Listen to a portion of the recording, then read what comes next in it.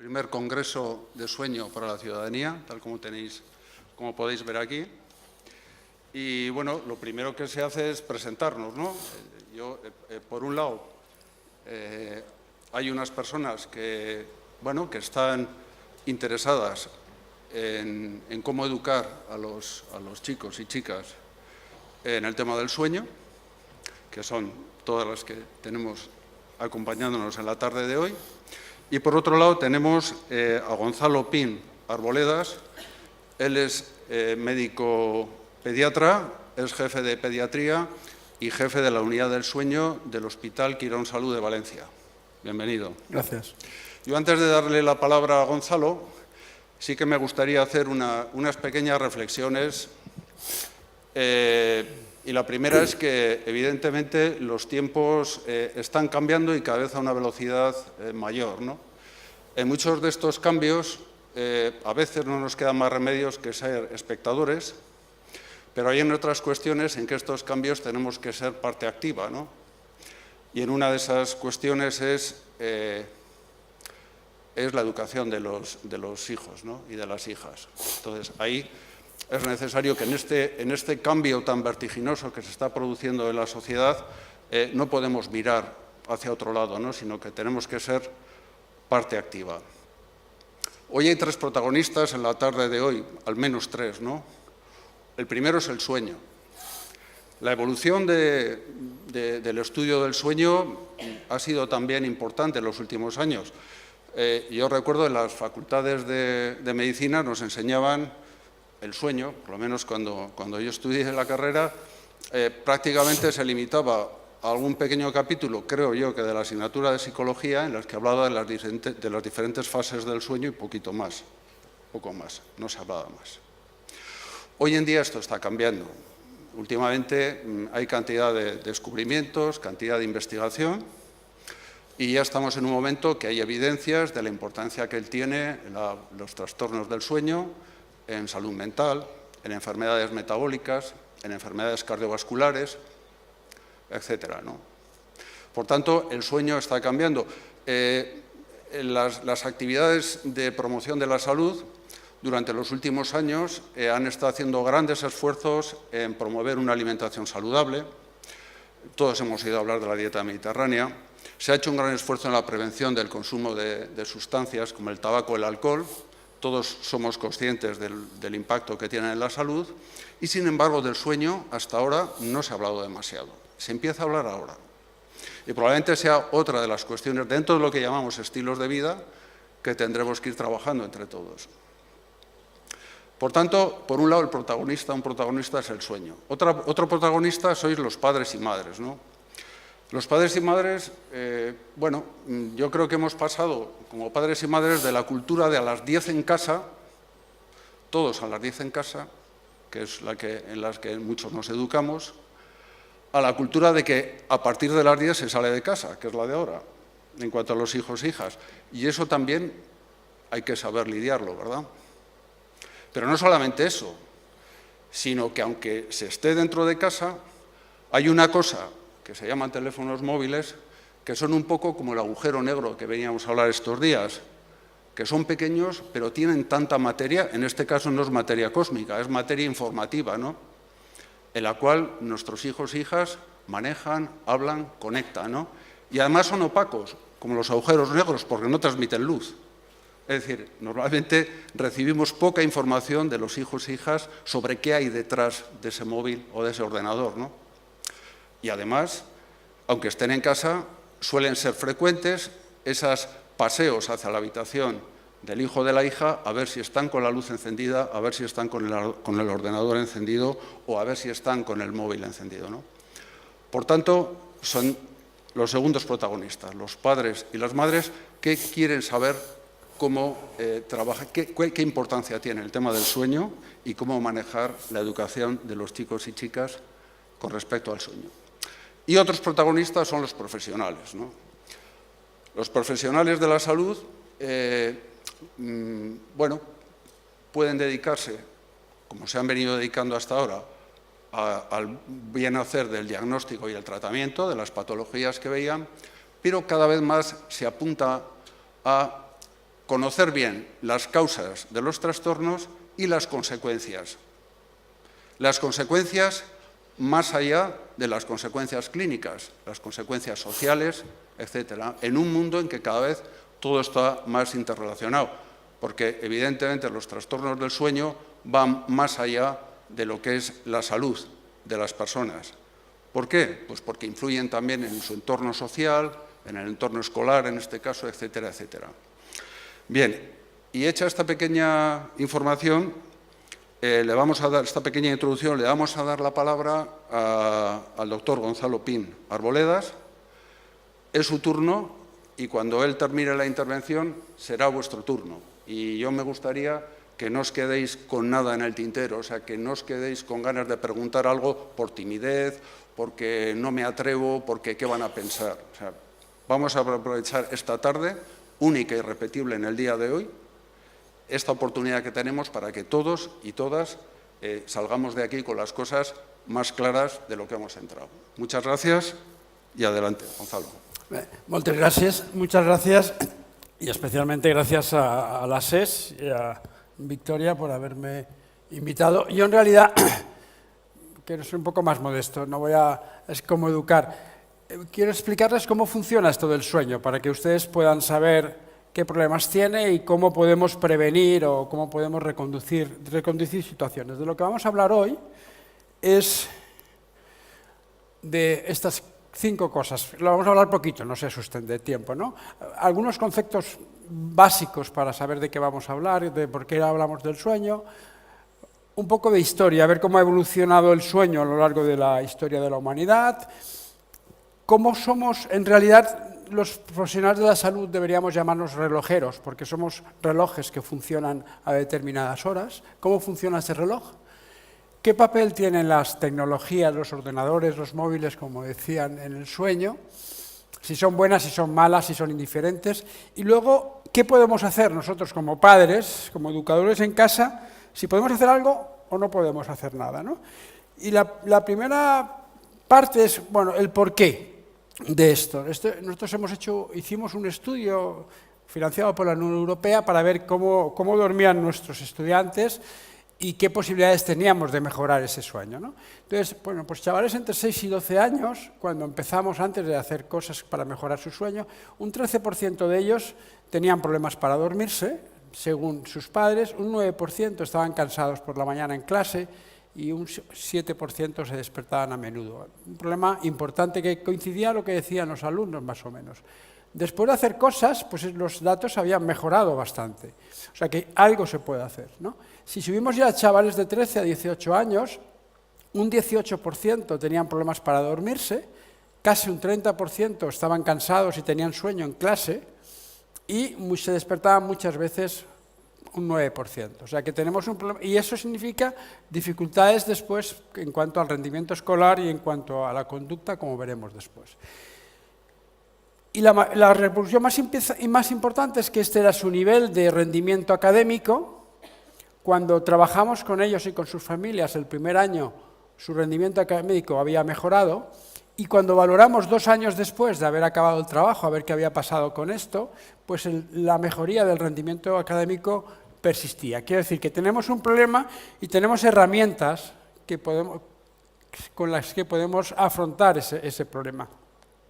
Y otro de los conceptos que me interesaría destacar es que tenemos 3 cerebros que tienen que trabajar juntos. Tenemos un cerebro que llamamos hipotálamo, que es el más básico, que es el que está funcionando sin que ahora ustedes se den cuenta, es el que controla que respiremos, que nuestro corazón funcione, ¿de acuerdo?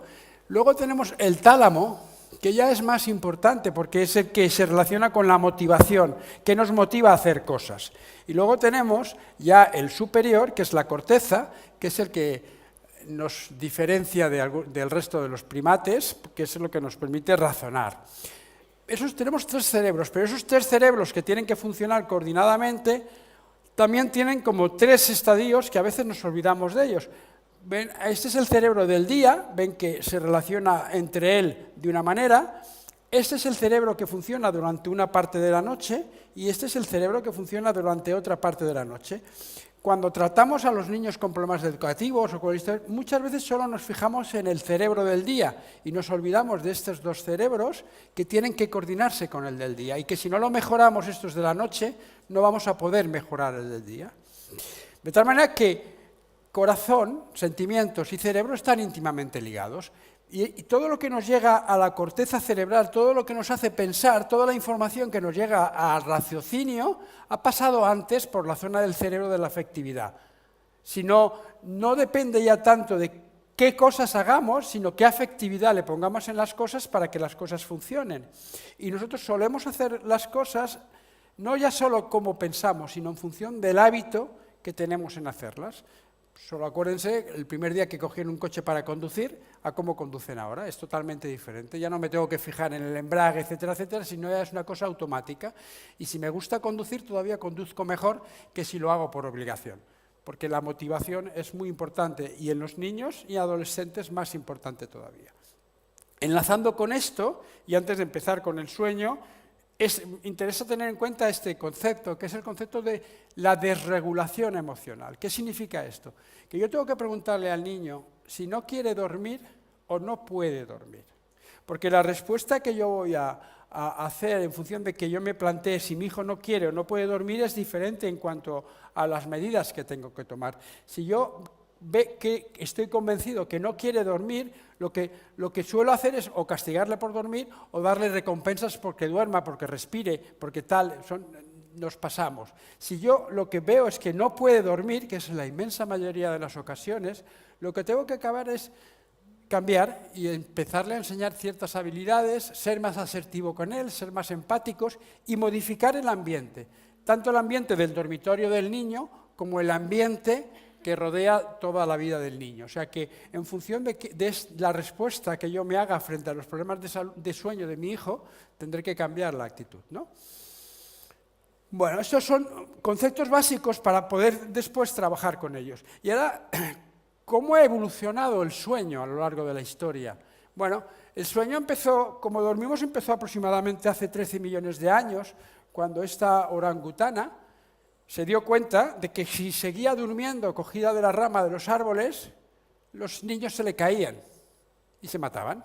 Y entonces la orangutana decidió hacer una cama. Entonces cada noche hacía una cama y dormía ella con el bebé y el orangután seguía de fiesta por donde fuera, ¿no? Pero ella dormía con el bebé. Cada noche cambiaba la cama. Hoy los antropólogos saben que en función de la calidad de la superficie de la cama que se hacían las hojas, los orangutanes empezaron a evolucionar y hoy estamos aquí.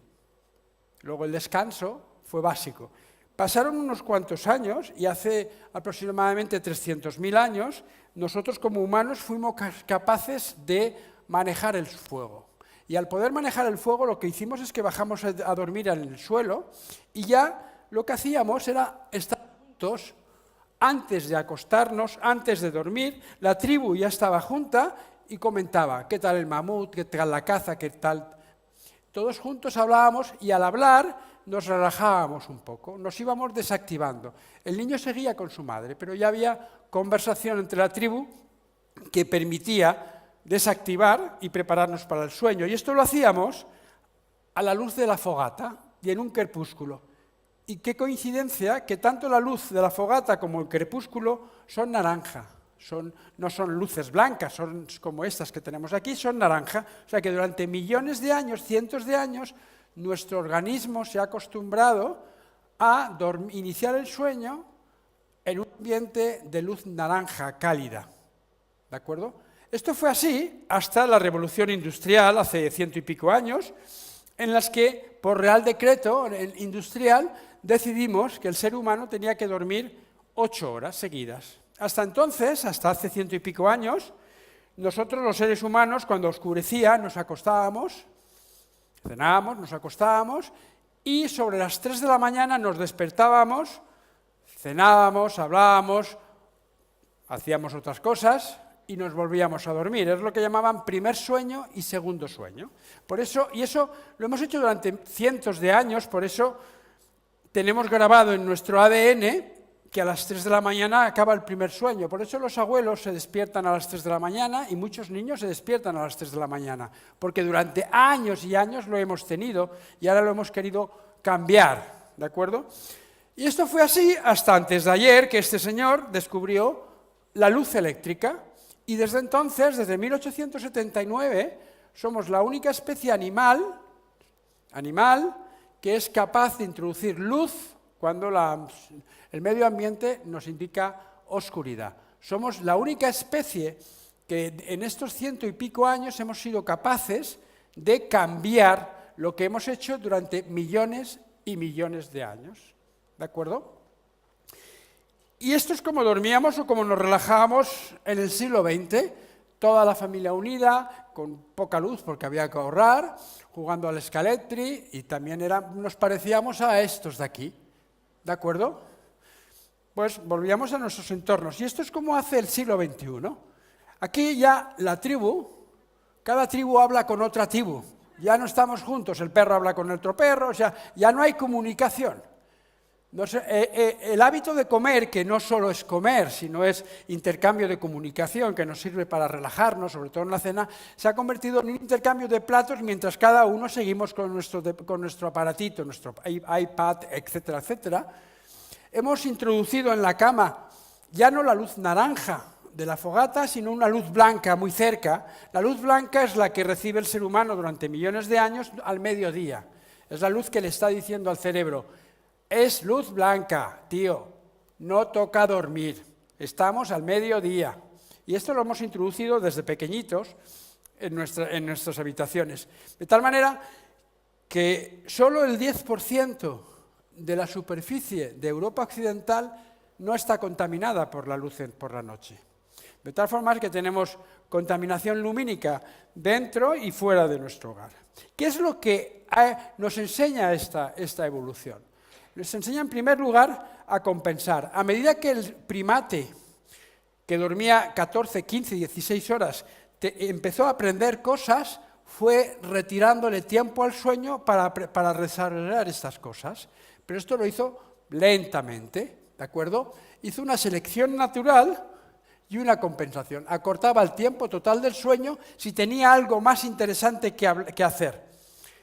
Pero hemos introducido una cosa en este cambio nosotros desde hace menos de 100 años, que es la velocidad. Hemos confundido velocidad con calidad. Lo que nos ha costado cientos y cientos de años en reducir una hora en nuestro sueño, bueno, pues en un siglo hemos conseguido que nuestros hijos duerman una hora menos cada noche. Hemos introducido velocidad, algo a lo que nuestro organismo no está acostumbrado.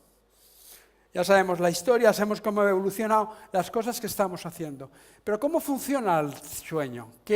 ¿Cuál es el funcionamiento del sueño? El sueño funciona como si fuera un reloj.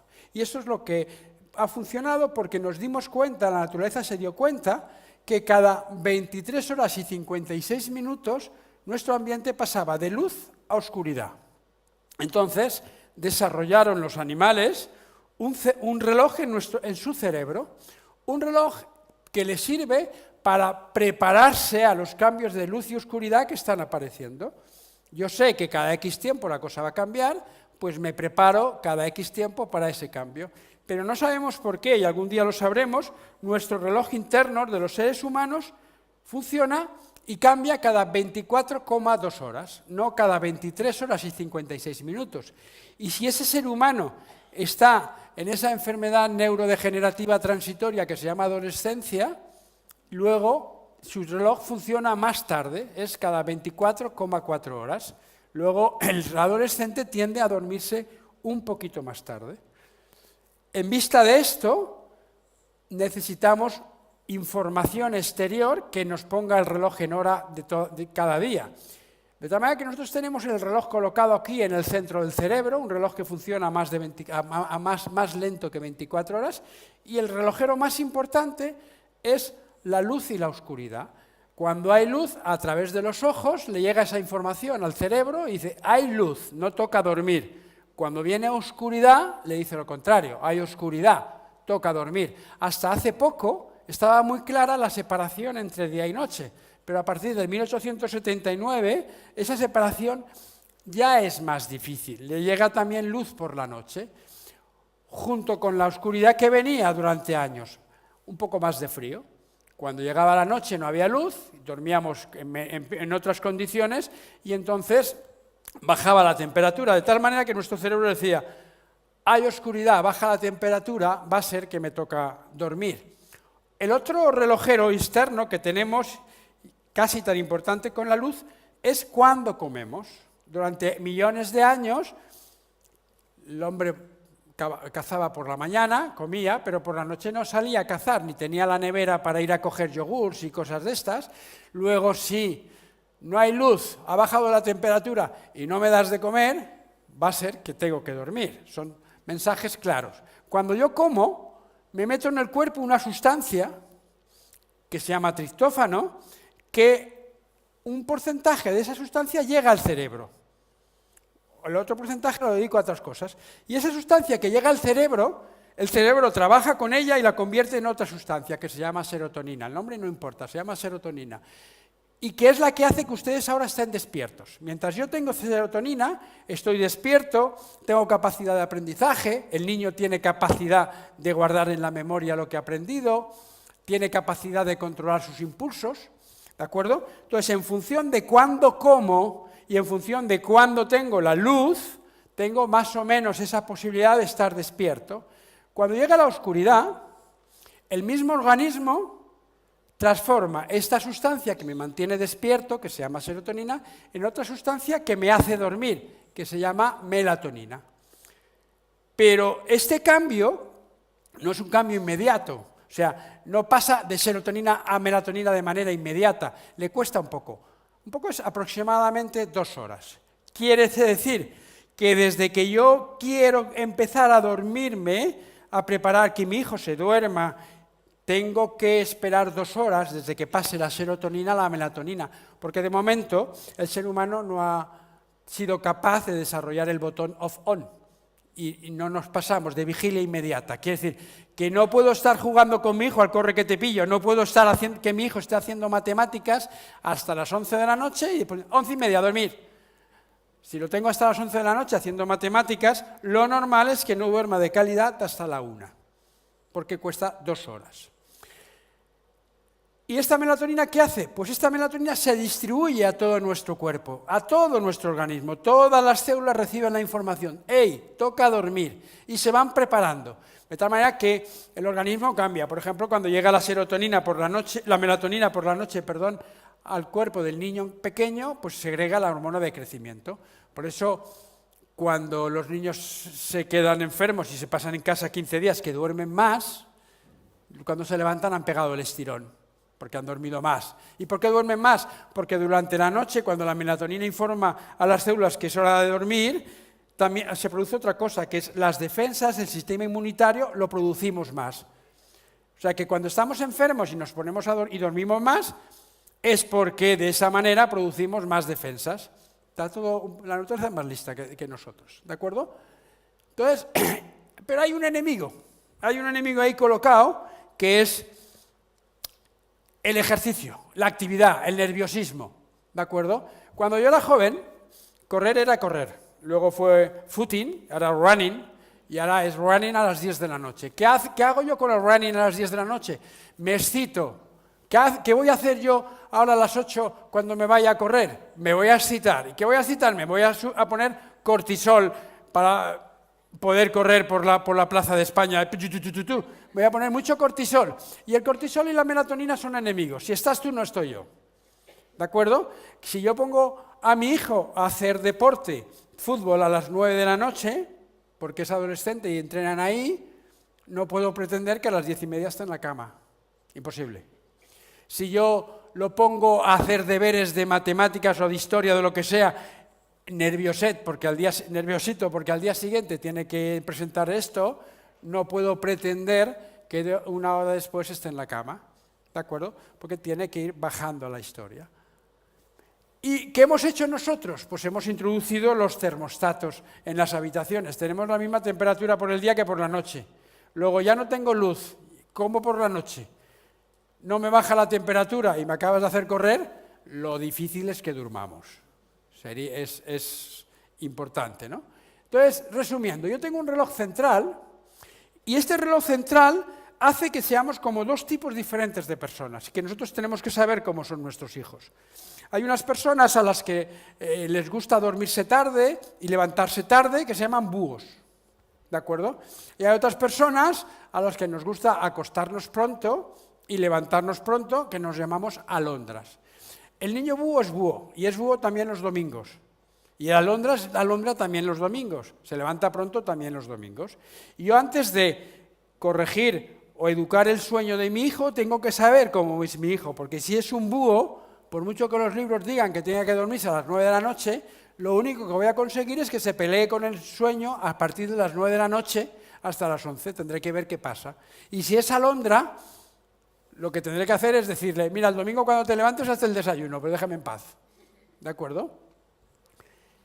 Tengo pues un relojero jefe, que es la luz, tengo un relojero adjunto, que es cuándo como, qué ritmo de alimentación y ayuno tengo, y tengo un relojero desorganizador puñetero, que es la actividad física o el nerviosismo a última hora del día, y un relojero que puede ayudarme o no, en función de los hábitos que tenga esa familia, y veremos después qué hábitos son. Porque lo que hacemos desde el principio es dar el pecho al niño por la noche con luz, ¿vale? Ya le estamos haciendo. Y entonces lo que hacemos es lo que llaman ahora cronodisrupción. Cada reloj va a su aire. Y la salud es armonía. Y nosotros lo que hacemos es, al introducir luz, perder esa armonía. Y fijaros que hemos introducido cosas muy rápidas. Esto es como ha ido evolucionando la calidad de la luz que ha ido recibiendo el organismo. Durante millones de años hemos recibido fundamentalmente este tipo de luz roja. Hace un poco empezamos a tener un poquito más de luz verde, cuando teníamos los tubos incandescentes. Cuando pusimos los tubos de neón, pues ya tenemos mucha más luz azul por la noche, que es la que recibíamos por la luz, por la mañana, y ahora, con los LEDs, hace unos pequeños lustros, tenemos esto. Y estos LEDs hacen que nuestra cantidad de melatonina, que va informando de que es hora de dormir, disminuya hasta el 80%. Luego, si yo tengo un LED en mi habitación o inmediatamente antes, me va a costar mucho más dormirme. ¿Vale? Visto de otra manera, esta es la melatonina que tiene en sangre un chaval, una persona, que antes de acostarse está con luz amarilla, como la de la fogata, luz naranja. Y esta es la que tiene cuando antes de acostarse está con el taca, taca, taca, taca, taca, taca. Luego este tendrá más dificultades para dormir de manera continuada que este. ¿De acuerdo? Y hemos hablado también de la comida, y eso es importante decirlo. Hay un concepto que se llama crononutrición, que quiere decir que yo me alimente de acuerdo con los ritmos de mi vida, de mi reloj. De tal manera que no solo importa qué como, sino cuándo lo como. No es lo mismo cenar a las 8 de la tarde que cenar a las 9:30 de la noche. No es lo mismo comer a la 1 que comer a las 3, porque el ser humano, durante más de 10.000 años, fundamentalmente ha sido agricultor. Y los agricultores se levantan muy pronto, se inundan de luz por la mañana, comen pronto, cenan pronto y se acuestan pronto. Y ahora lo que hemos hecho es menos luz por la mañana, más luz por la noche con las pantallas y retrasar la comida. Con lo cual, vamos informando a nuestro cerebro de que hay que retrasar la hora de comer. Y lo hacemos sin darnos cuenta. Y según el tipo de alimentación, facilitamos o no facilitamos. Pero es más importante, ya no solo desde el punto de vista de los relojes, qué como, sino especialmente cuándo lo como, que tiene que ser al menos 2 horas antes de acostarse. Lo de las 2 horas lo voy a repetir muchas veces, porque es lo que hace que no me pelee con mi hijo, porque lo he tenido entrenando, ha venido a las 9:30, acuéstate, cérate pronto que mañana tienes clase a las 8, ¿vale? Y entonces ahí viene la pelea, porque cuanto más me peleo con él, más cortisol viene, ¿de acuerdo? De tal manera, y la otra cosa que nos regula el sueño es lo que los científicos llaman homeostasis del sueño, que no quiere decir otra cosa que cuantos más horas estoy despierto, más fácil me voy a dormir. Quiere decir, si yo como y después de comer solo hago una pequeña merienda, es muy fácil que después cene. Pero si yo después de comer estoy picoteando todo el día, probablemente cenaré poco. Pues esto es lo mismo con el sueño. Si yo me pego lo que dicen en mi tierra, una becaeta, que es una siesta pequeña, a las 3:30, a las 4 de la tarde, es fantástico. Si me la pego a las 7, probablemente tenga dificultades para dormir. Y esto es lo que ocurre mucho a los que ya tenemos bastante juventud acumulada, que estamos viendo la tele y nos dormimos, ¡pam!, a las 7 o las 8 de la tarde y después a ver quién la acuesta. Esas siestas de 10 minutos que nos pegamos es media hora que retrasamos el sueño, ¿no? ¿Vale? Resumiendo esto, los relojes, tenemos dos tipos de chavales, los búhos, las alondras. Tenemos un reloj central que dirige a la luz, dirige al que come, dirige a los cuerpos, a los relojes de todos nuestros cuerpos y tiene en cuenta el ejercicio. Esto es lo que pensábamos hasta hace poco, que el reloj central mandaba, pero hoy en día sabemos que no es cierto, que los relojes periféricos, especialmente el reloj de la comida y de la luz, si los hacemos a tiempo diferente, se alían con estos otros, se ponen en contra del reloj central y aparece lo que llamamos cronodisrupción. Y eso, sin darnos cuenta, es lo que nosotros estamos haciendo con los chavales, porque le estamos dando de cenar tarde, estamos dando mucha luz por la tarde, estamos favoreciendo que el resto de los relojes se pongan en contra del reloj jefe. No sé si me explico, ¿vale? Si yo le doy a una persona mucha luz antes de amanecer o después de anochecer, introduzco un retraso en la fase del sueño. Le va a costar dormirse a la hora que toca. Pero si ceno muy tarde o picoteo, voy a hacer lo mismo, voy a dificultar el inicio del sueño. Alimentación y luz y actividad física me van a regular mi sueño. Si yo hago actividad física a última hora de la tarde, ya sé que tengo que acostarme más tarde o me dormiré más tarde. Si lo hago a primera hora de la mañana, esto es una balanza, cuanto más luz y más actividad física tenga a primera hora de la mañana, más pronto me voy a dormir. Cuanto más luz o más actividad tenga a última hora de la tarde, más tarde me voy a dormir. ¿De acuerdo? Entonces, por eso le dieron el premio Nobel a estos tres científicos, porque hace 2 años fueron los que descubrieron que el cuando hacemos las cosas puede favorecer la cronodisrupción, puede favorecer que tenga dificultades para dormir. Si hacemos las cosas medianamente bien, esto es más o menos como duermen sus hijos, ¿vale? Imagínense unas horas de dormir, tardamos un poco en dormirnos, todos tardamos en dormirnos un poco, no tenemos el off-on, caemos en un sueño muy profundo y luego vamos teniendo sueño más ligero hasta que a última hora de la noche suena el despertador, lo apagamos, decimos 10 minutos más y parece que hayamos dormido media hora porque caemos en este sueño profundo. Ven que hay 2 colores, el amarillo verdoso es el sueño que llamamos sueño no REM, fundamentalmente les va a descansar físicamente. Y el rojo es lo que llamamos sueño REM. Mientras estamos dormidos en sueño REM, si ustedes se acercan a la persona que está durmiendo, a su hijo durmiendo, verá que los ojos se mueven muy rápido debajo de los párpados, como si estuviéramos viendo una película rápida, ¿no? Y en realidad lo que estamos haciendo es ver la película de lo que hemos hecho durante el día y el nano lo que está haciendo es guardar en el disco duro todo lo que ha aprendido. Cuanto más sueño REM tengo, más guardo y más lo guardo organizado. La gente que es artista tiene más sueño REM que los que no somos artistas. ¿Qué pasa cuando yo duermo menos de lo que me toca? Pues, me he pasado. Que la cosa cambia.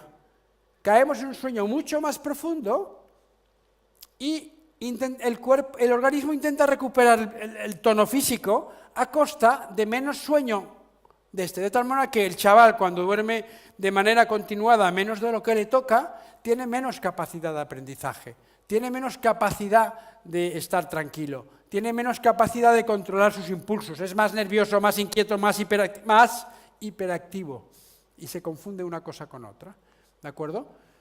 De tal forma que, resumiendo, tengo un ritmo circadiano que en función de la luz y tengo una homeostasis en función de cuánto tiempo hace que me he levantado. Esto hace que baje mi temperatura y por eso empiezo a segregar la melatonina y me entra el sueño. ¿De acuerdo? Es fácil. ¿Y qué hace el sueño? El sueño es nuestro camión de la basura. Mientras ustedes están ahora atendiéndome, estamos en vigilia, entre las células de nuestro sistema nervioso se va colocando la basurilla que sobra a la actividad. La actividad intelectual crea cosas y también crea desechos, crea basura. De tal manera que cuando yo estoy al final de la vigilia, el líquido cefalorraquídeo, el líquido que baña mi cerebro, mi corteza cerebral, solo es capaz de bañar este pedacico porque hay mucha basura por medio.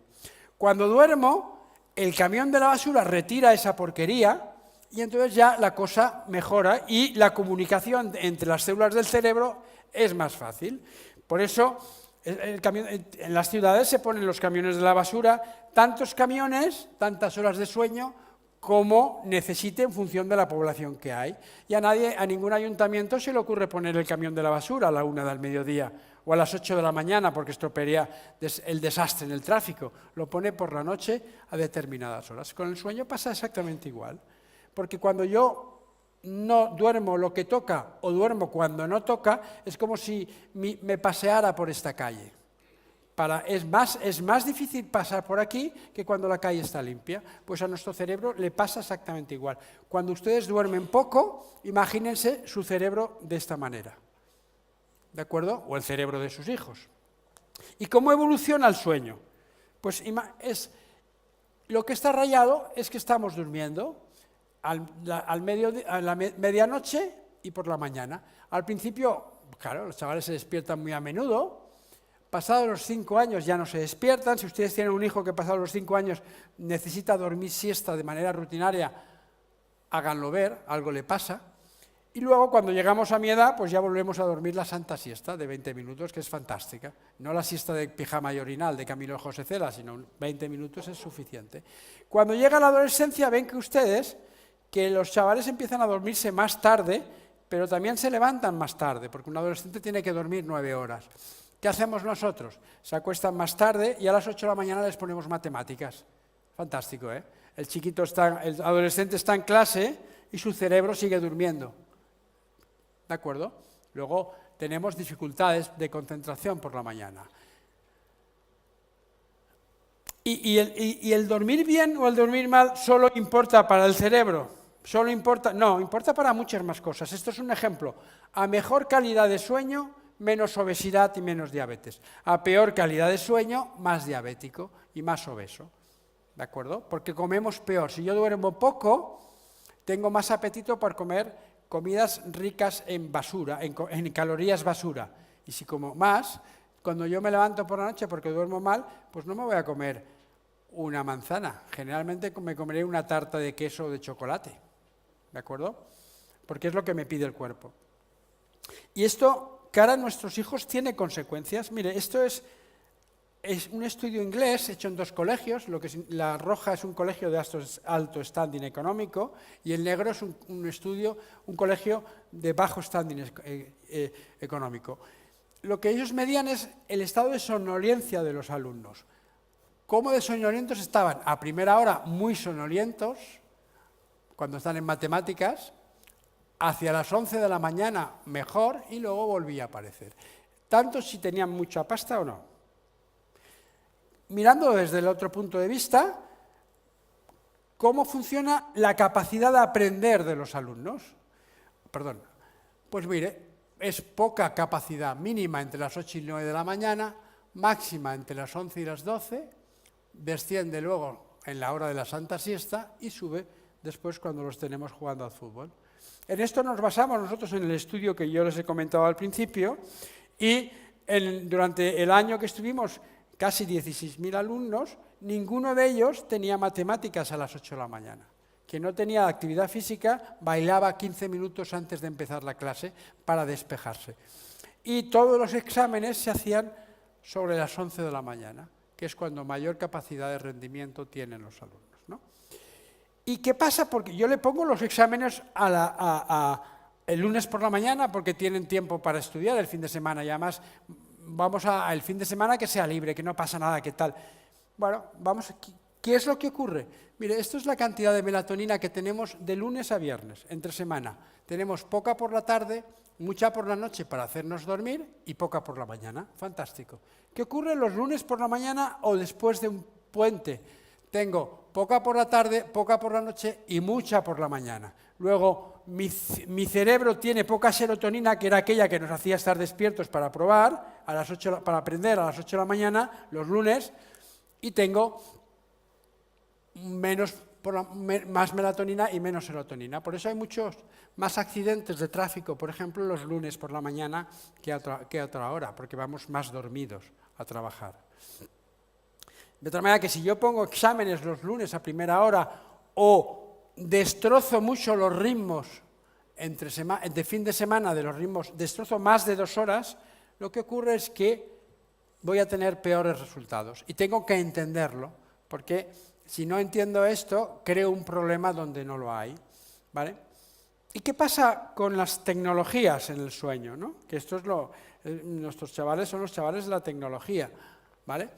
Mira, esto es en mi comunidad, la Comunidad Valenciana, en el año 2006, ¿cómo estaba de tecnología en los hogares, ¿no? Pues el 99% con la televisión, evidentemente, fíjese qué poco teléfono fijo, móvil, El 42% de los chavales europeos de 9 a 12 años tienen perfil en las redes sociales. Y ya no hablamos de los riesgos, de si tenemos que saber sus claves o no, hablamos de las consecuencias en el sueño. Puede introducir el retraso en el inicio del sueño por la luz, contenidos que los pueden estimular psicológicamente. Estas son consecuencias teóricas, no, son consecuencias que ya tenemos datos que esto ocurre. Por ejemplo, la tecnología tiene efectos positivos, evidentemente, con la comprensión, con la creatividad, los retos aumentan su capacidad intelectual. No podemos estar en contra de la tecnología, en absoluto. Pero ¿cuándo la tecnología? Por ejemplo, niños menores de 2 años. ¿Qué ocurre con un niño menor? ¿Cómo aprende un niño menor de 2 años? Aprende con la intercomunicación con los humanos, no con las pantallas. El niño de 2 años aprende porque todavía no tiene pensamiento simbólico, tiene un control emocional inmaduro y una memoria de escasa flexibilidad. Quiere decir que tiene lo que llamamos un video déficit. Al niño menor de 2 años tiene dificultades para transformar lo que ve en una pantalla bidimensional a la realidad tridimensional. Y esto está creando ciertas alteraciones que favorecen la aparición posterior de trastornos tipo TDAH, etcétera, etcétera. Porque los niños aprenden con una actividad dual. Y no se olviden de esto, actividad dual. Antes de los 2 años no deberían ver pantallas y después de los 2 años y hasta después de la adolescencia o hasta la adolescencia no deberían estar todo el rato frente a la pantalla sin otra persona, porque lo que aprendo y lo que me sirve para el desarrollo no es la pantalla, es la interacción con otro ser humano tridimensional que tengo al lado. Ya no estoy hablando de controlar lo que ven, estoy hablando de que el desarrollo neurocognitivo durante los primeros años, hasta los 7 u 8 años, necesita que la pantalla esté acompañada del comecocos del padre o de la madre de al lado, no para controlar, sino para intercambiar cosas, ¿no? Bueno, simplemente fíjense que cuando yo estoy mucho tiempo adolescentes con las pantallas, se multiplica casi por 2 la cantidad de bebidas azucaradas que yo tomo. ¿De acuerdo? Hoy en día sabemos que si un chaval usa en los 90 minutos antes de irse a dormir, acuérdense de las 2 horas que necesitamos para prepararnos a dormir, bueno, pues tendrá menos horas de sueño y tendrá un sueño de peor calidad. Pero también sabemos que la sola presencia del aparato dentro de la habitación también altera la cantidad y calidad de sueño, porque produce un estado de alerta inconsciente. El sueño es de peor calidad. Luego las habitaciones, una de las cosas que nos enseña esto es que las habitaciones de nuestros hijos y las nuestras deberían ser como las habitaciones del principio del siglo XX. No teníamos aparatos en la habitación.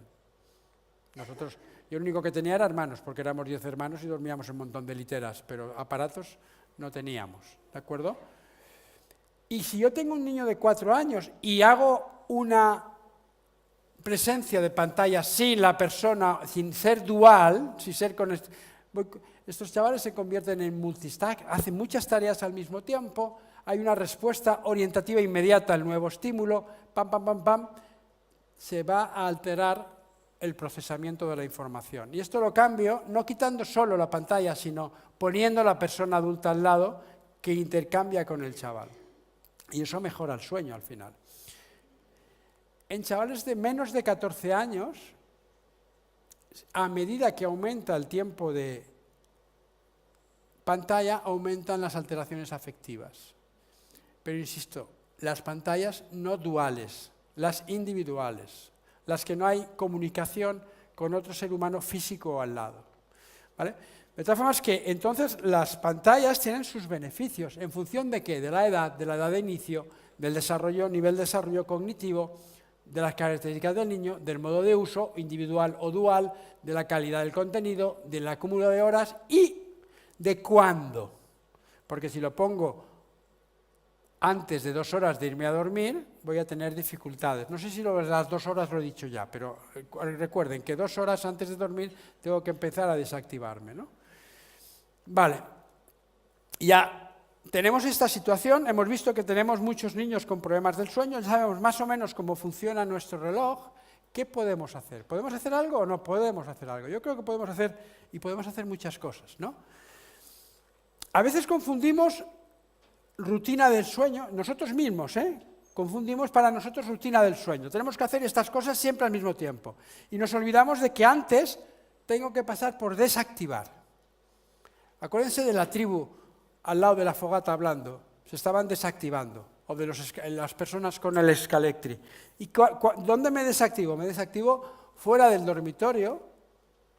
¿Cuánto tiempo tarda la desactivación? No tengo ni idea, lo que sea necesario para desactivarme, y mi objetivo es disminuir ese cortisol para que pueda la melatonina acampar a sus anchas, y al mismo tiempo voy bajando la temperatura, que hemos visto que es lo que nos hace dormir. ¿Cuánto tiempo? No lo sé, lo que necesite para desactivarme. Y entonces cuando paso la rutina, que ya es en el dormitorio, que ya hago las mismas cosas, que tiene que tardar entre 30 y 40 minutos, y si tarda más de 30 a 40 minutos es que no me he desactivado o no lo he desactivado bastante. No insisto con la rutina, me voy fuera y empiezo el proceso de desactivación. Si yo soy adulto y no me puedo dormir, no me estoy peleando con la cama, me voy fuera, me pongo tranquilo y luego vuelvo a intentar dormir. Pues con los chavales exactamente igual. Entonces, esto es cómo deberíamos funcionar. En 3 pasos, con unos componentes. Primero me desactivo. Desactivación física, al menos 2 horas empiezo. No sé si 2 horas, acuérdense, ¿vale? Y luego paso con la rutina del sueño, que dura media hora, hábito rutinario, consistente, hasta que apago la luz. ¿Cuáles son los componentes, cara a mis hijos, de esa rutina del sueño? Tiene un componente de nutrición y sus ritmos. Ya sabemos que tienen que cenar pronto, ¿de acuerdo?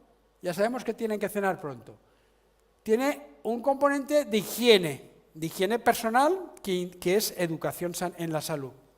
Tiene un componente de comunicación, que es muy importante, de relajación en la comunicación. Comunicación no es dónde has ido, con quién, qué has hecho, cómo, cuándo, no. Comunicación es que yo comunico para que tú comuniques. Es desactivar comunicando, hablando. El mejor hipnótico es hablar. La mejor capacidad de educación es hablar, comunicar. ¿Vale? Es el tiempo de desconexión que ni los adultos a veces lo usamos. Tenemos que desconectar para mejorar la desconexión es entrar en boxes, un coche Fórmula 1, para poder funcionar mejor al día siguiente. Si no me desconecto, no funciono bien al día siguiente. Y luego tengo que cuidar mi ambiente, la luz, el ruido, bajar un par de grados, 3 la temperatura, no tener tecnología en la habitación. Estos son los componentes de la rutina del sueño, que tienen una función con los hijos. Una función en que yo les estoy enseñando el autocuidado y la salud.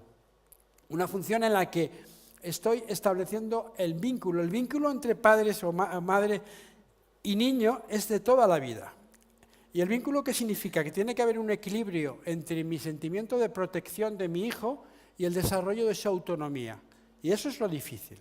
Si yo hago un equilibrio entre la protección y la autonomía, establecemos lo que llamamos un vínculo seguro. El niño se siente seguro de que va a obtener una misma respuesta y yo al mismo tiempo le permito investigar en el mundo exterior para que él vaya creando sus habilidades sociales. Pero esa protección y autonomía va variando a lo largo de la vida. Yo no puedo tener la misma protección con un niño de 9 meses que de 9 años. ni de 9 años con 14 años, tiene que ser diferente. Siempre hay un vínculo. Entonces, esta comunicación y este diálogo, más el tiempo de desconexión, es lo que van desarrollando este vínculo a lo largo de toda la vida. Un niño para dormir, o un adolescente para dormir, tiene que sentirse seguro. Y el vínculo seguro es una pieza clave de esto. El tiempo de desconexión y la comunicación hace más fluida el funcionamiento familiar, la situación es más tranquila y, sobre todo, regula emocionalmente. Acuérdense que al principio hemos dicho que todo lo que nos llega a la corteza pasa antes por la parte del cerebro afectiva. Y en función de cómo ustedes no lo sé, pero yo si estoy muy nervioso, cabreado y enfadado, no me duermo. Si estoy más tranquilo, me duermo. Pues primero tengo que tener esto, que lo consigo a través de la desactivación. Y esto consigue que al final tenga un ritmo vigilia-sueño. Pero todo empieza desde aquí y empieza desde, como hemos dicho, la actividad física por la mañana, la luz por la mañana, etcétera, etcétera, etcétera. Porque el sueño forma parte del reloj de 24 horas. Cuanto más veces haga estas cosas, menos veces se despertará y más horas dormirá. Entonces, cuando yo tengo dificultades para dormir, o mi hijo tiene dificultades por dormir, tengo que preguntarme estas cosas. Cosas que son también, como ven, preguntas durante el día y durante la noche. ¿Qué pasa con el sueño? Estas preguntas me servirán para saber cómo funciona. De tal manera que tengo que entrelazar entre todos las medidas higiénicas para el sueño de mi hijo, que consiste en evitar las siestas si es adolescentes o siestas tardías, en desactivar, en evitar actividades estimulantes 2 horas antes de acostarme, en la actividad física diaria, pero no previa a acostarme, exposición diurna a la luz, especialmente por las mañanas, ver las condiciones de temperatura y de luz que tengo en la habitación y tener unos horarios regulares. Tiene casi tantas consecuencias negativas para los chavales en desarrollo, los horarios irregulares, que el déficit crónico de sueño. Tengo que jugar contra los... ¿Por qué? Porque con los horarios irregulares estoy despistando a mi reloj y eso condiciona toda la cronodisrupción, como hemos comentado. Y esto es un poco lo que, cuando nosotros hicimos el trabajo, los mismos alumnos desde primaria hasta segundo de bachiller diseñaron 3 personajes para explicarle a sus compañeros cómo funcionaba la cosa. Diseñaron un personaje que se llamaba melatonina, lo dibujaron haciendo yoga porque significa relajación. Este otro personaje que era la luz y la oscuridad, y este personaje que era supersueño, que era lo que buscábamos.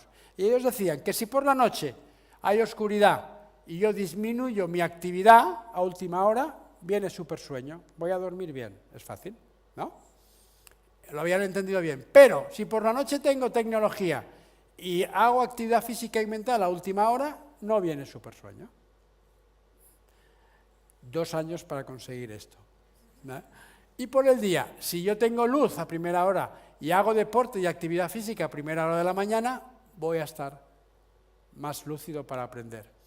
Esos 3 mensajes es lo que me gustaría que se llevaran a casa. Entonces, ¿qué acciones van a mejorar el descanso? Desayuno y cena equilibrada en familia y sin pantallas. Fíjense que he dicho desayuno y cena, no solo cena, sino desayuno. Porque cuanto más desayune el niño, si yo no desayuno, voy a engordar más y voy a tener dificultades. Pero si yo desayuno y desayuno equilibrado y desayuno nueces, por ejemplo, yogur, estoy produciendo más serotonina y voy a estar mejor por la mañana, y cuanto mejor estoy por la mañana, mejor estaré por la noche. Voy a pactar con mis hijos horarios regulares. Fíjense que en ningún momento yo he puesto horas de sueño, porque cada uno dormimos lo que necesitamos. Pactamos horarios, es más importante la regularidad.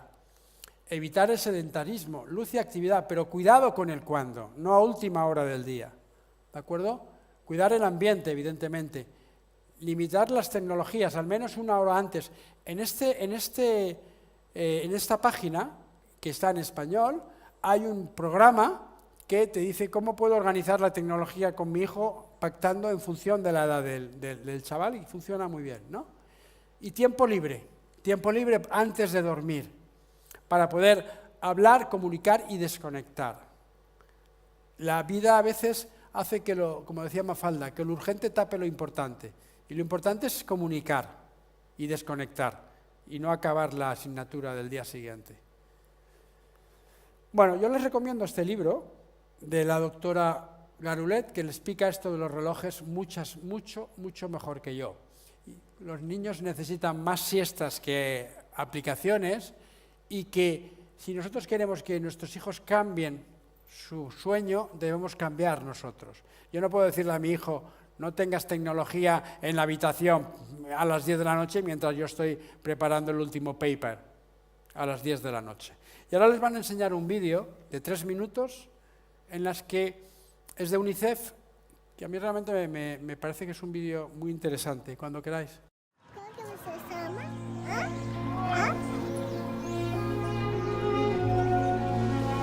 One of the things that we know is that babies are the best learning machines in the universe. They're the world's original innovators. Every second, the brain is making between 700 and 1,000 new connections every second. Che ogni bimbo che nasce è una specie di sorpresa per l'umanità. Eu vou até o céu quando vejo ele batendo palminha, cara. How does it feel to be human? This life, what is this? Me siento mejor, sí, gracias. If you do not listen to children, you lose out children. Eu quero que eles saibam que eles têm uma voz e que eu estou enxergando eles, que eu estou escutando o que eles estão falando. Eu queria ser uma mãe mais presente. Eu queria poder escutar eles.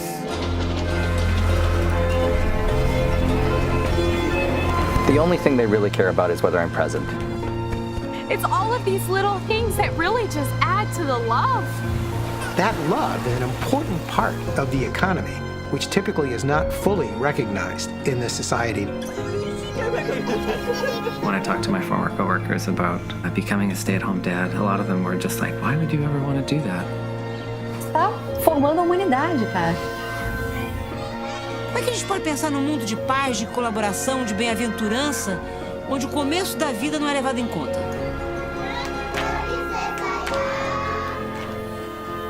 They are so blinded by love for me, they almost can't see my flaws.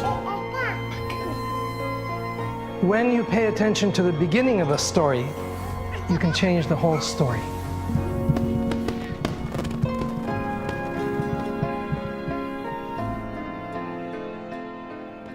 En realidad habla de comunicación y de cuidado de lo que hagamos con ellos será lo que sea nuestra vida después. Gracias.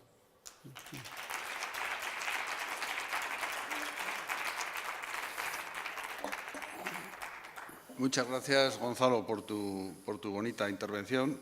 Y yo creo que es un ejemplo de lo que hemos comentado al principio, ¿no? Que como hay profesionales que van más allá, ¿no? Más allá de diagnosticar, tratar, sino de seguir investigando, viendo causas y viendo consecuencias más allá de las clínicas, ¿no? Como son el impacto que tiene, por ejemplo, el tema del sueño en todo el entorno familiar, rendimiento escolar, etcétera. Pues muchas gracias, de verdad, está muy bien. Bueno, pues ahora es vuestro turno. Entonces, abrimos un turno de preguntas. Yo os animo y que sin miedo preguntéis. Seguro que hay cosas que se os han ocurrido, dudas que tengáis. Adelante. ¿Ha quedado todo claro? A mí me ha costado muchos años, ¿eh? Sí, no sé. Sí.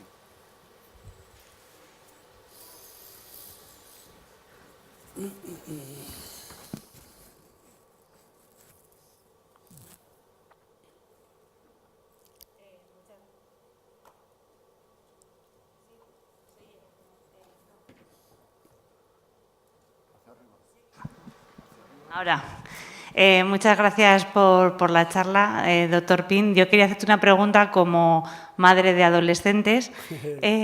Cuando dices pactar un horario para que sea regular, evidentemente el horario va a ser diferente el fin de semana que entre semana, porque entre semana se tienen que levantar a las 7 y el fin de semana a las 7 pues no es muy pactable, pero ¿cuánto tiempo podemos pactar? ¿Llegar hasta las 9, las 10? ¿Es demasiado moverse? Mira, hay dos, la regla del 2, ¿no? Si yo espontáneamente el fin de semana duermo más de 2 horas de lo que duermo entre semana, significa que entre semana estoy con déficit de sueño, ¿de acuerdo? Con un adolescente tienes que pactar muchas más cosas, ¿no? Va a salir de fiesta, tiene que salir de fiesta porque es adolescente. Me parece muy bien, que vienes a las 5 o a las 6 de la mañana, es fantástico. Vale. Vas a dormir 6 horas, porque yo a las 6 horas te voy a despertar y no vas a dormir siesta. ¿Por qué? Porque si yo te dejo que te levantes a las 4 de la tarde o a las 3 de la tarde y luego haces una siesta, me estoy cepillando lo que llaman la homeostasis del sueño. Eso va a significar que el domingo por la noche te vas a acostar más tarde y ya empezamos más la semana. De tal manera que yo les explico a los padres y a ellos, cuando tú sales de fiesta pagas el cubata que te vas a tomar y pagas las horas que no vas a dormir al día siguiente para que lo recuperes. Porque si yo dejo que recupere, se levante mucho más tarde por el día, hasta el miércoles no se normaliza el ritmo circadiano. El jueves ya salen, ya la hemos liado, ¿no? Entonces, pacto no horas, pacto actitudes. Fantástico que tú salgas hasta la hora que por decisión familiar sea, pero no te voy a dejar que te pases el día durmiendo. No sé si me explico. ¿Más preguntas?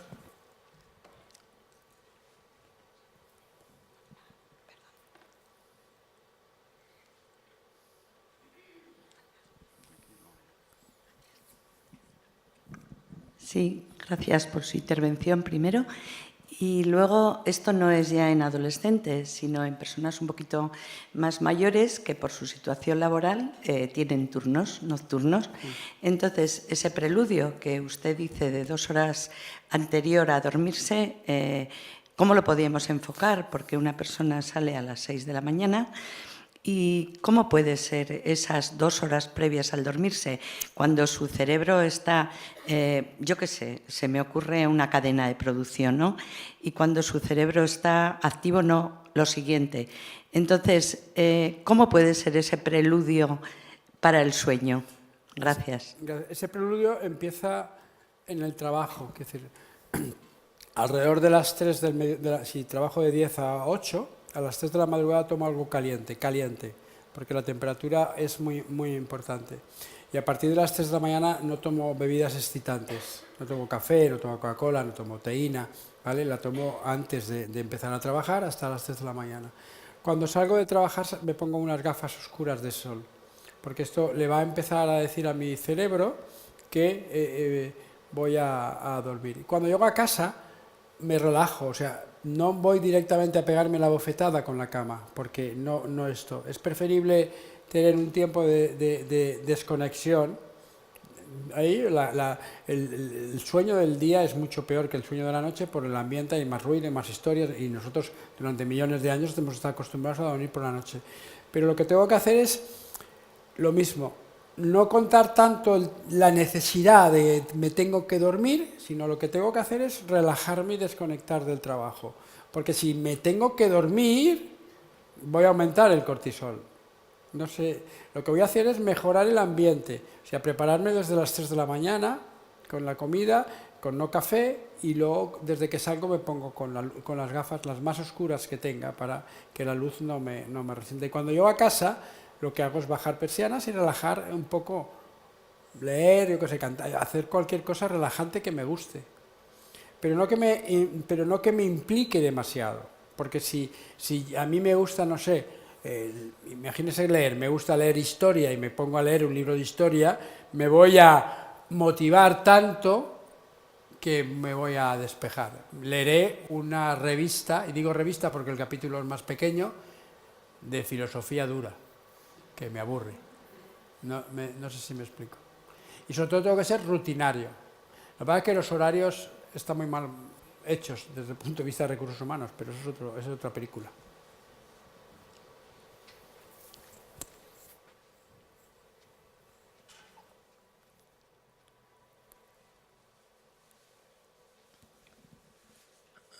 Buenas tardes.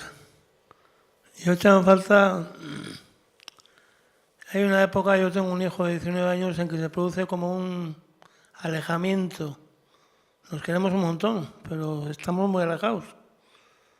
No sé, 4 notas sobre eso ya me gustaría escuchar. Porque hay una época que es alejamiento, la figura paterna, y supongo que al revés también. Uno no tiene el hijo que quiere y el hijo no tiene el padre que quiere. Eso es así en mi caso y en todos los casos. Claro, sí, vamos, se sale un poco, pero cuando un chaval empieza la adolescencia, es el tercer... O sea, los niños nacen en 3 situaciones. Nacen cuando inician la escolaridad y nacen en la escolaridad, en la adolescencia, porque nacen a la sociedad de una forma diferente. Cada parto, cada nacimiento tiene sus necesidades. Y el parto a la sociedad del adolescente, una de sus necesidades es cepillarse todo lo que le recuerde la infancia. Cuanto más he estado relacionado con mi padre o con mi madre y mejor me he llevado en la preadolescencia, más leches les voy a dar y más me voy a separar durante unos años en la época de la adolescencia. Y eso es normal. Eso no significa que yo he hecho las cosas mal, significa que he hecho las cosas muy bien y que está ocurriendo porque entre ese equilibrio de protección y autonomía, ahora priva la autonomía. Y eso es normal. Lo que pasa es que es muy duro. Es el síndrome del nido vacío en muchas ocasiones. Pero es normal. Y si mi hijo, mientras yo en esta época de la vida, lo que les recomendamos en la consulta de adolescencia es lo que no tienes que perder es todas las líneas de comunicación. Tiene que quedar alguna línea de comunicación porque esa, pasada los 2 o 3 años, va a volver a reflotar. No puedo perder todo. Y entonces... mi jefe, mi maestro me decía, ¿tú sabes cómo se reconoce los padres de un niño preescolar? Digo, no. Dice, mirándole las rodillas. Si las rodillas están hechas polvas, las de los padres, es porque juegan mucho con el niño. Eso es bueno. ¿Y cómo se reconoce los padres de un niño adolescente? Mirándoles la lengua. ¿Y eso? Porque si notas una raya de morderse la lengua, lo hacen bien, porque no contestan de manera inmediata la barbaridad del adolescente. Y esto tenemos que establecer... Porque con el adolescente tú no puedes doblegar, tienes que negociar siempre y siempre a perder, siempre vas a perder. Pero esto al que le ocurre es la ley de la adolescencia, es normal. Sí, aquí. Hola, buenas. Quería saber si una persona necesita tomar medicación para dormir, ¿en qué afecta la melatonina? Digamos, ¿produce más, menos o no? ¿O el cuerpo produce igual? Cuando yo tomo melatonina exógena, cuando me tomo eso no reduce la cantidad de melatonina que yo estoy produciendo de manera endógena. Depende del tipo de fármaco. Yo creo que lo que debe quedar claro es el insomnio, los problemas para dormir, la solución única y exclusiva no son los fármacos. Es cambiar un poco lo que le llegan a los relojes. Y en ocasiones hará falta fármacos, pero solo los fármacos no van a mejorar el funcionamiento del reloj. ¿De acuerdo? O sea, el hipnótico hay que tomarlo cuando lo diga el facultativo y en las condiciones que él diga, pero siempre tengo que hacer al menos las 6 acciones que he dicho. La luz, la actividad física, cuando como, y la desconexión y la comunicación. Esas 2 cosas, desconexión y comunicación, son básicas para iniciar el sueño bien. Ya me puedo tomar todos los fármacos que quiera, que si no hago el resto, no voy a tener un sueño de calidad. No sé si le contesté.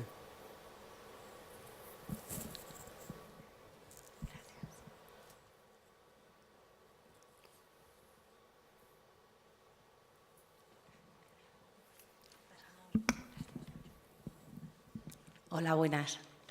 Yo tengo una pregunta sobre una niña pequeña. El tema de los críos pequeños, a ver, bueno, las charlas estas en los colegios y así te dicen que tienen que dormir un tiempo, una serie de horas y así, y luego el día a día, la rutina hace que a veces no sea posible esas horas de sueño, ¿no? Pues porque el padre se tiene que levantar a las 6 de la mañana, tiene que levantar al niño, le tiene que llevar a una custodia y al final pues tampoco te puedes acostar a las 7 de la tarde. Entonces el tema de la cantidad de horas necesarias para dormir un niño pequeño y el tema de las siestas. ¿Es bueno que duerman siestas? ¿No es bueno que duerman siestas? Ese sueño que igual les falta a la noche, por eso. Vale, ¿qué edad tiene? 3 años exactamente. Hasta los 5 años el cerebro del niño necesita la siesta. O sea, es una verdadera barbaridad quitarle la siesta a un niño de 3 años para que aprenda chino, inglés o japonés. El niño tiene que dormir en esas horas. Porque además es muy bonito, porque cuando el niño se quita la siesta de la tarde, coincide cuando él se quita la siesta de la tarde cuando el cortisol adquiere el ritmo de secreción maduro, ¿de acuerdo?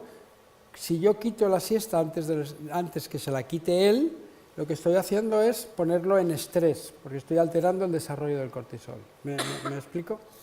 Y luego la cuadratura del círculo que dices es la realidad. Entonces, tenemos que hacer la acción menos mala. Quiero decir, es peor que yo vaya corriendo deprisa porque tienes que acostarte a las 8, yo llego de trabajar a las 7:30, corriendo, cena, pam, a la cama. Hoy sabemos que es preferible que duerma un poco menos, pero que la desactivación sea mejor. ¿Por qué? Porque la motivación es necesaria. Insisto, es tan importante que los ritmos de sueño de tu hija sean regulares a que duerma las 8 horas, 32 que dicen los libros. ¿Te contesté?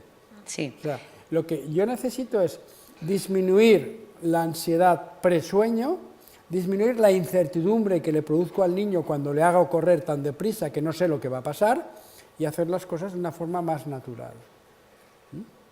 Pues luego esto es una sugerencia, estaría muy bien que se escucharan los de educación, porque a los niños les obligan a ir a la tarde al colegio y esas siestas. Esa es mi pelea, pero no. yo creo que la jornada continuada, tal como se ha desarrollado, no es la mejor solución, ni mucho menos. Genera muchas más dificultades.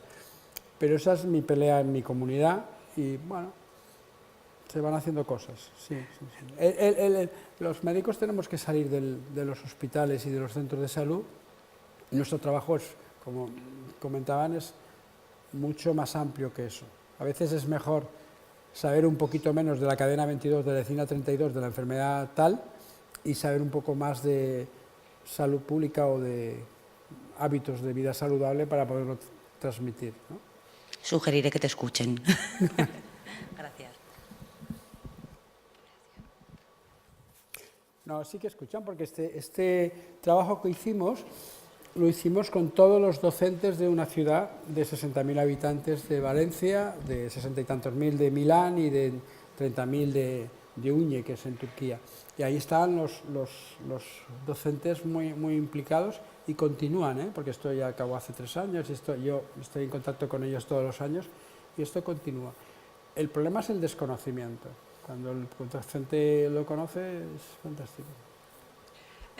Hola, buenas tardes. Quería preguntar qué consecuencias, cómo podemos corregir el colecho en los niños y qué consecuencias puede tener para el futuro del sueño de ese niño cuando sea más mayor. ¿A qué edad estamos hablando? Pues 9 o 10 años. 9 o 10 años. Sí. Bueno, yo más que corregir, lo que tendría que ver, primero, lo que yo haría, si viene a mi consulta, yo el primero que haría es ver un poco la historia, cómo se ha producido el colecho. Si es un colecho que llamamos reactivo o es un colecho educativo. Un colecho educativo es aquel que la familia decide dormir todos juntos. Y un colecho reactivo es que tú duermes conmigo porque te despiertas mogollón de veces y no hay forma de aguantar. Lo que hay que ver es la causa final. En un niño de 9 años, de manera frecuente, lo que muchas veces subyace es cierto miedo. Y no digo miedo a la oscuridad, cierto miedo a diferentes cosas y por otro lado, las recompensas que yo tengo. Entonces, ya no se trata tanto de tratar el colecho, sino de cambiar la forma educativa durante el día. Y eso tiene una serie de medidas y de recompensas. El colecho a los 9 años es complejo porque a veces está en las dos direcciones. Pero no es un problema de sueño, es un problema de educación y de día, más que de otra cosa, de recompensas durante el día. Nosotros normalmente, y en general, cuando viene un niño con problemas de sueño de ese tipo, de cualquier otro tipo, lo último que empezamos a tratar es la noche, tratamos el día, vemos la educación del día, como el niño es suficiente autónomo para aprender a hacer cosas y tiene la suficiente libertad para investigar en la vida, de acuerdo con su edad, y cambiamos pautas de conducta por el día, y al final es cuando tratamos la noche si es necesario, porque muchas veces cuando cambias el día, cambia la noche.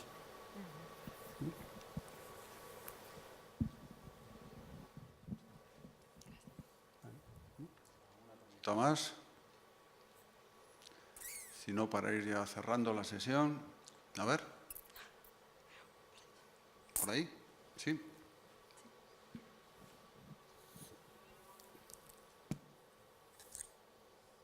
Pocos preguntones, Bueno, gracias por su exposición.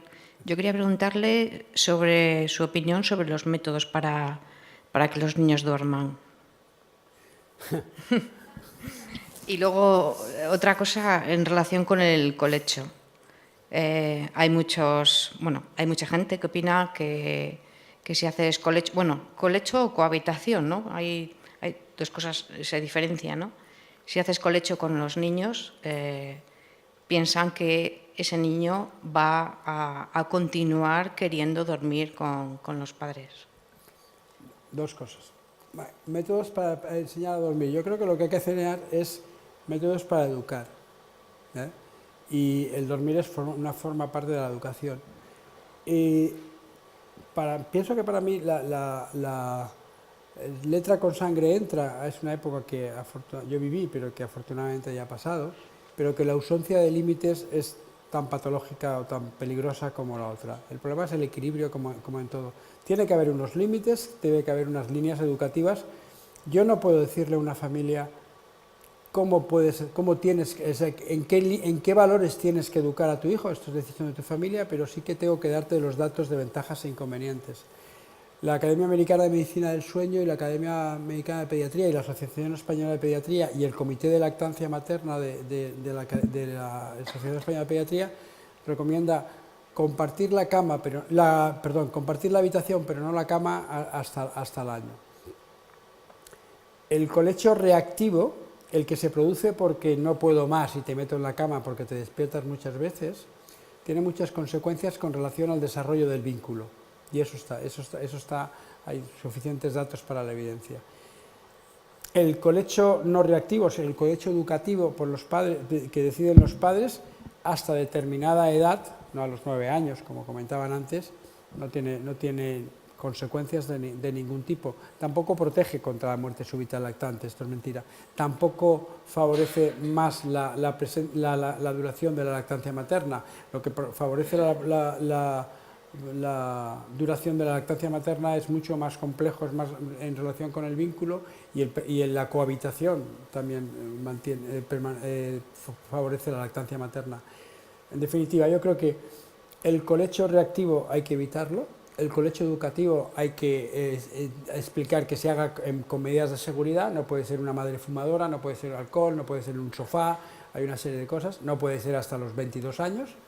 Y en cuanto a los métodos educativos, métodos para enseñar a dormir, lo que hay que hacer es tener métodos educativos desde el principio, desde el primer día.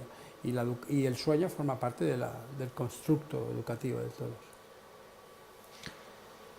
¿Alguna pregunta más? Creo que algunos de los de aquí vamos a ir a incrementar el nivel de cortisol dentro de una hora, ¿no? Corriendo. Sí. Entonces igual hay que, si no hay ninguna cosa más, vamos cerrando ya la sesión. Yo únicamente, por finalizar, has apuntado el tema de los entrenamientos a las 8 o 9 de la noche de los chavales y chavalas. Has comentado los exámenes de matemáticas los lunes a primera hora. ¿Tú crees realmente, está bien, ¿no?, que los padres y madres, dentro de su papel, su labor en casa, trabajen, ¿no? Pero lo que sí parece claro que hay que ir hacia entornos sociales, etcétera, en que favorezcan realmente que se lleve un ritmo de sueño adecuado, ¿no?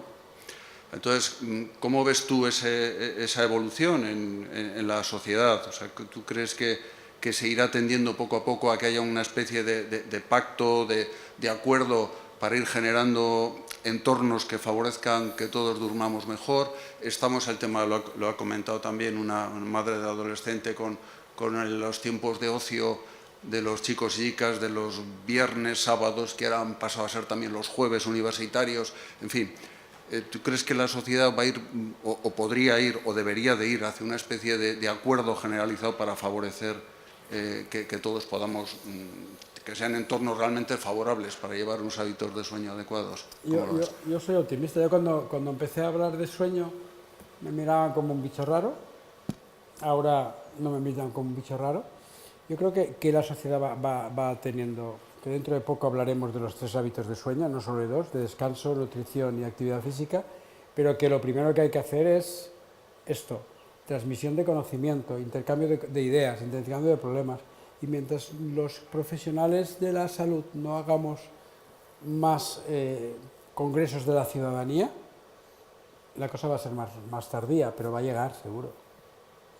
Es como estos, el otro día leí yo en un periódico que los vudús de Silicon Valley llevan a sus hijos a colegios donde no hay informática. Bueno, tampoco hay que pasar de un extremo a otro, pero sí las ventajas y los inconvenientes de las cosas van calando. Yo creo que sí. ¿Cuándo? Ni idea. Pero seguro. Pues muchísimas gracias, Gonzalo, por tu extraordinaria exposición, a vosotros y vosotras también por vuestra participación y bueno, a partir de ahora esperemos que tengamos todos más herramientas, más conocimiento para ir poco a poco iniciando esos cambios que hemos estado comentando hacia hábitos de sueño más saludables. Muchísimas gracias a todos y a todas. Gracias. Eskerrik asko.